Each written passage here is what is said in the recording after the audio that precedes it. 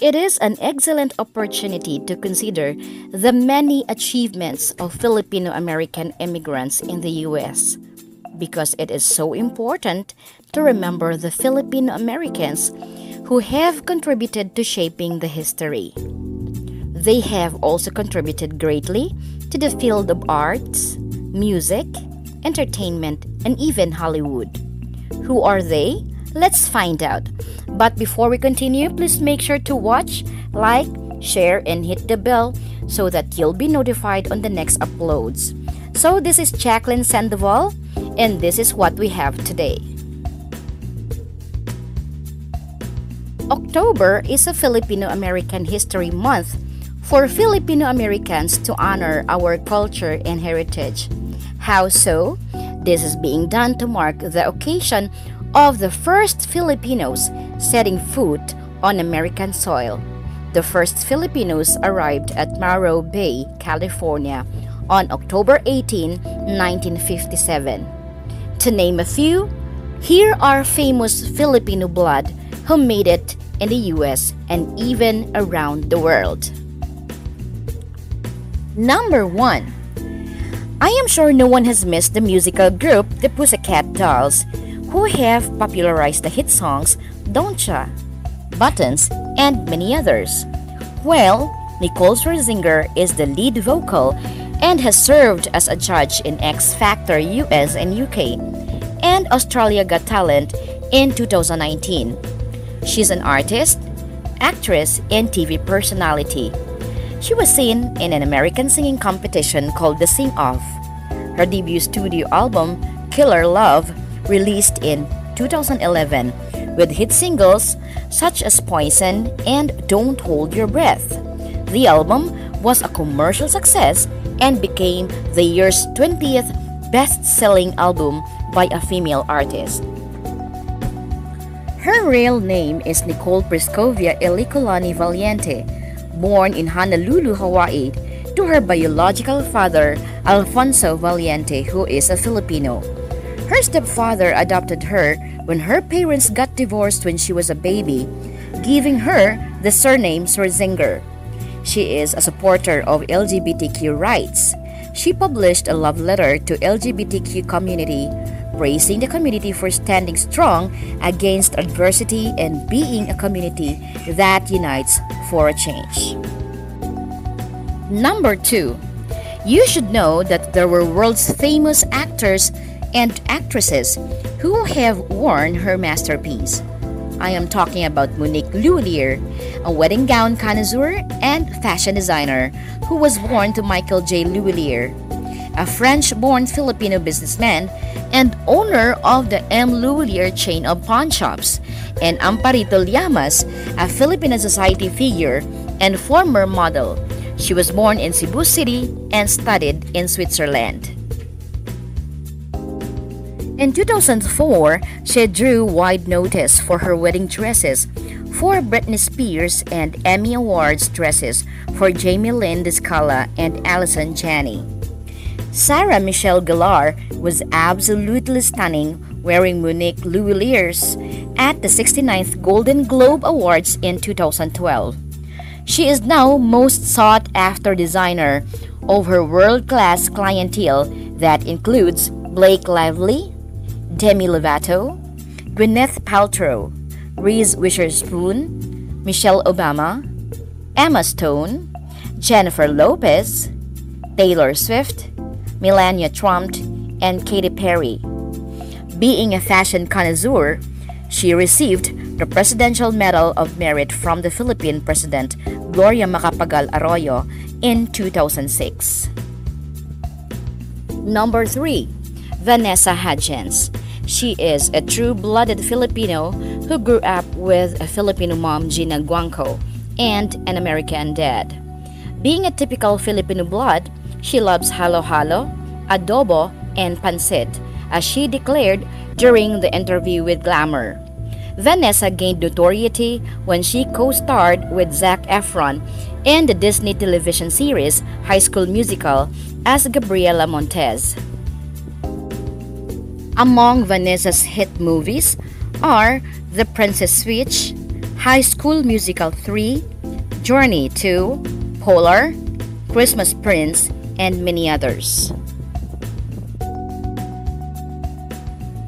In Geme Online, published on December 2021, she hoped to film the challenging story of her mother who went to the US without knowing anyone, which she remarked, "I can't even imagine how difficult and demanding it is, and what problems she experienced as a lady coming into the States and not knowing anyone." Number 4. Jokoy, a stand-up comedian and Chelsea Lately panelist. Jokoy is a Filipino-American whose family relocated from Spanaway, Washington to Tacoma, Washington, and eventually to Las Vegas.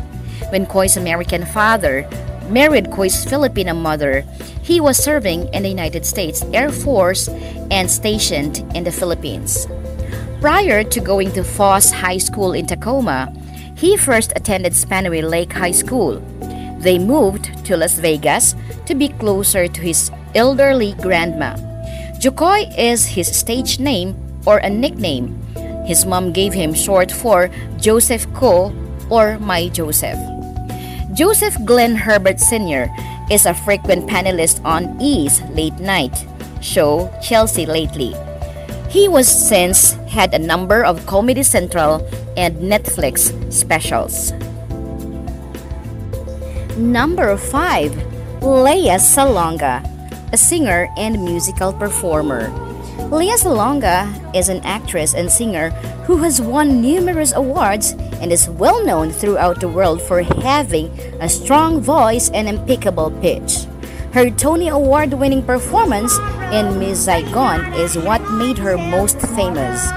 She also won the Olivier, Drama Desk, Outer Critics Circle, and Theatre World Awards in addition to the Tony. She was also the first Asian to play Eponine in the Broadway production of the musical Les Miserables, and she made a triumphant comeback in 2006 revival as Fantine. Lea's portrayal of the popular princesses earned her the title of Disney legend from the Walt Disney Company. Many fans of all ages would recognize her as the singing voice of Princess Jasmine from Aladdin and Fa Mulan for Mulan and Mulan 2. Lea most recently appeared in the Netflix animated series Centaur World and the critically acclaimed Sony musical drama Yellow Rose. Lea also released her track Dream Again in August, with all proceeds going to organizations helping with COVID-19 relief globally, including the Actors Fund. Lea Salonga, live with the Disney Symphony Orchestra from the Sydney Opera House, will be shown as part of the PBS's Great Performances in November 2020. Broadway Records subsequently issued a live CD of the concert. Number 6. Are you familiar of this song? Easy come, easy go. That's just how you lived. Oh, take it all, but you never give. Well, I'm talking about Bruno Mars, a pop singer and a songwriter.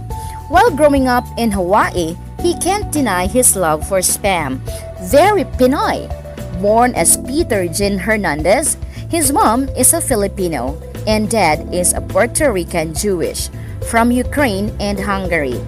His mother immigrated from the Philippines to Hawaii and was of Filipino and Spanish ancestry.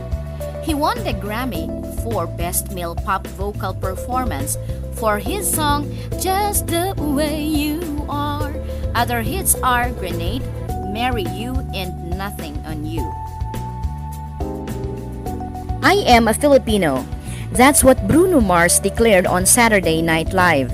In the show, Mars showcased his singing and acting talents in the comedy skits where he impersonated other musicians like Michael Jackson, Justin Bieber, Katy Perry, and Steven Tyler. Mars has already visited the Philippines for a successful 2-day concert in Manila and Cebu. The Pinoy fans strongly resonate with him on a personal level, being a half Filipino. Number 7. Catarina Fake, the Flickr founder. Yes, you've read it right.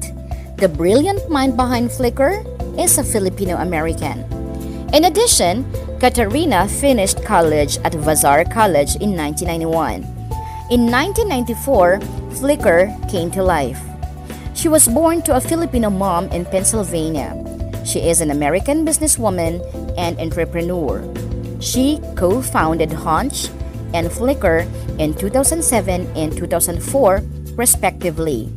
Fake served as a chairwoman of Etsy and has served as a trustee for charitable organizations. She received numerous honors, including the 2005 Best Leaders Awards from Bloomberg Businessweek and the 2005 awards from Forbes, the 2005 Fast 50 Awards from Fast Company, and the 2006 Builders and Titans category from the Time 100 list of world's most influential people.